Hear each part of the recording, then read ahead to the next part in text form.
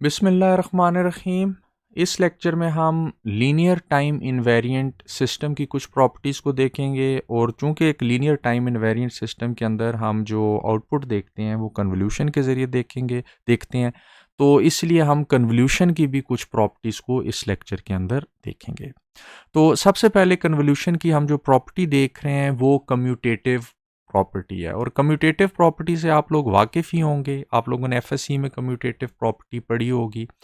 और commutative property जब हम कन्वोल्यूशन के कॉन्टेक्स्ट में बात करते हैं तो वो ये कहती है कि फॉर एग्जांपल आपका एक सिग्नल है एक्स ऑफ एन, इसे आप कन्वॉल्व कर रहे हैं एच ऑफ एन के साथ, तो ये बिल्कुल इसकी जो आउटपुट आएगी वो बिल्कुल ऐसी ही होगी अगर आप एच ऑफ एन को एक्स ऑफ एन से कन्वॉल्व करते हैं। यानी दो जो सिग्नल्स हैं आपके, उनको अगर आप उनके ऑर्डर को चेंज करते हैं तो कन्वोल्यूशन पे कोई असर नहीं पड़ता।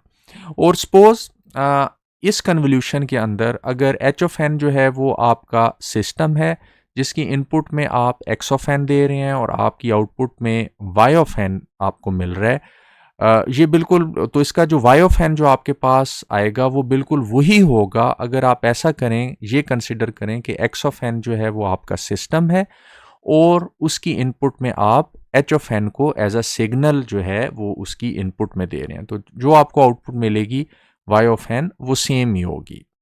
तो इसी कन्वोल्यूशन प्रॉपर्टी से रिलेटेड एक जो एग्जांपल है हम करेंगे, और वो एग्जांपल हम करेंगे स्टेप रिस्पॉन्स की। तो इम्पल्स रिस्पॉन्स को तो आप जानते ही हैं, जैसे फॉर एग्जांपल आपके पास एक सिस्टम है एच ऑफ एन और उसकी इनपुट में आपने एक स्टेप फंक्शन दिया, या उसकी इनपुट में दूसरे लफ्ज़ में आपने डेल्टा एन दिया, तो आउटपुट में वाई ऑफ एन के तौर पे जो आपको आउटपुट मिल रही होगी वो बेसिकली इस सिस्टम का जो इम्पल्स रिस्पॉन्स है वो होगा। अब स्टेप रिस्पॉन्स का क्या मतलब है? स्टेप रिस्पॉन्स का ये मतलब है कि अगर फॉर एग्जांपल आपका सिस्टम है एच ऑफ एन और इसकी इनपुट में बजाय इम्पल्स को इनपुट देने के अगर आप एक स्टेप फंक्शन को इनपुट देंगे, और चूंकि ये एक डिस्क्रीट सिस्टम है तो यहाँ पे हम डिस्क्रीट स्टेप फंक्शन शो कर रहे हैं जो 0 से शुरू होता है, इन्फिनिटी तक जाता है और उसकी वैल्यू 1 रहती है। तो आपको आउटपुट में जो रिस्पॉन्स मिलेगा it is known as the step response. यानी एच ऑफ एन आपका सिस्टम है जिसकी इनपुट में आपने u of n as input दिया, तो आपके पास जो आउटपुट आया एस ऑफ एन वो इस सिस्टम का स्टेप रिस्पॉन्स है। अब कम्यूटेटिव प्रॉपर्टी कन्वोल्यूशन की यूज़ करते हुए हम ये भी कह सकते हैं कि एच ऑफ एन आपकी इनपुट है और यू ऑफ एन जो है वो आपका स्टेप रिस्पॉन्स है। जैसे फॉर एग्जांपल ये आपका स्टेप फंक्शन है और इसे आप समझ रहे हैं कि जो आपका सिस्टम है ये आपका यू ऑफ एन है और इसकी इनपुट में आप एच ऑफ एन दे रहे हैं। अब जब हम कन्वोल्यूशन करेंगे इस केस में, तो इस केस में हम यू ऑफ एन को क्या कर रहे हैं? फ्लिप कर रहे हैं। यानी जब यू ऑफ एन इस तरह का था, जब वो फ्लिप होगा यू ऑफ एन तो वो इस तरह का बन जाएगा।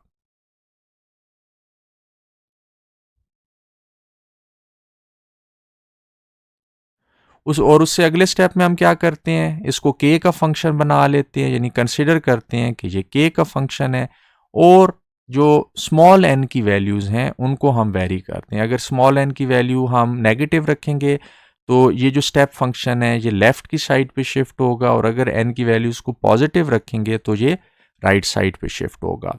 और जो आपका एच ऑफ एन है उसे भी हम जो है के का फंक्शन बना देते हैं और वो एच ऑफ के बन जाता है, और एच ऑफ के मल्टीप्लाई होता है यू ऑफ एन माइनस के के साथ। यानी ये आपका क्या बन गया? जब n की वैल्यू आप वेरी करेंगे तो ये u ऑफ n माइनस के बन गया। अब आप देख सकते हैं कि depending upon the value of n, जो आप n की वैल्यू पुट कर रहे हैं उस वैल्यू तक ये जो स्टेप फंक्शन है इसकी वैल्यू 1 होगी, और जब ये वैल्यू 1 की मल्टीप्लाई होगी आपके एच ऑफ के के साथ तो उन वैल्यूज़ पे एच ऑफ के की जो वैल्यू है वो उसी तरह, चूंकि वो 1 से मल्टीप्लाई हो रही होगी तो उसी तरह आपको मिल जाएगी। और उसके बाद आप इंटीग्रेट कर देंगे एच ऑफ के को माइनस इन्फिनिटी से लेके स्मॉल एन तक according to the convolution formula to get your step response. अब आप देख सकते हैं कि यहाँ पे ये जो स्टेप रिस्पॉन्स की इक्वेशन बन रही है, ये बिल्कुल बड़ी सिमिलर है एक इक्वेशन से जो आप पहले देख चुके हैं। और जो पहले आपने इक्वेशन देखी है वो इक्वेशन थी अकोमोलेटर की। यानी इसका मतलब ये हुआ कि अगर एक सिस्टम का आपने स्टेप रिस्पॉन्स फाइंड करना है तो सिंपली उसका जो इम्पल्स रिस्पॉन्स है जो कि एच ऑफ के है, उसको आप इंटीग्रेट कर दें माइनस इन्फिनिटी से लेके एन तक। यानी आप इंटीग्रेट कर दें तो उस पॉइंट पे आपको उस सिस्टम का जो है वो स्टेप रिस्पॉन्स मिल जाएगा। तो एन की डिफरेंट वैल्यूज़ के लिए जब आप करेंगे तो आपको पूरे का पूरा स्टेप रिस्पॉन्स उस सिस्टम का मिल जाएगा। और ये जो आप कैलकुलेशन कर रहे हैं स्टेप रिस्पॉन्स की, ये अकोमोलेटर की इक्वेशन के ज़रिए कर रहे हैं। और अकोमोलेटर क्या करता है, जो जो इनपुट इसके अंदर सैंपल्स आते जाते हैं उनको सिंपली ऐड करता जा रहा है। तो इसी तरह आप जब स्टेप रिस्पॉन्स जब आप इम्पल्स रिस्पॉन्स को ऐड करते जाएंगे तो आपके पास जो है वो एक सिस्टम का स्टेप रिस्पॉन्स आता जाएगा। और फॉर एग्जांपल आपके पास एक सिस्टम का स्टेप रिस्पॉन्स है और उससे आपने उस सिस्टम का जो इम्पल्स रिस्पॉन्स निकालना है, तो वो भी बहुत इजी है। और उसका क्या तरीका है?